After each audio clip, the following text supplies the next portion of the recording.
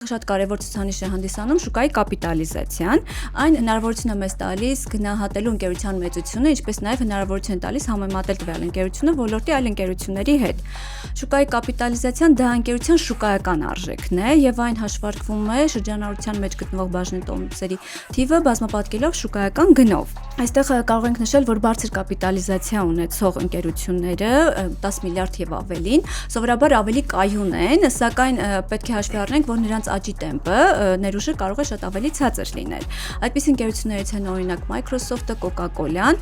սակայն չպետք է մոռանանք, որ այս ընկերությունները ժամանակի ընթացքում ավելի երկարաժամկետ հեռանկարում ապացուցել են իրենց կայունությունը եւ շուկայում իրենց հաստատակամ լինելը։ Իսկ օրինակ ցածր կապիտալիզացիա ունեցող ընկերությունները, ասենք մինչև 2 միլիարդ,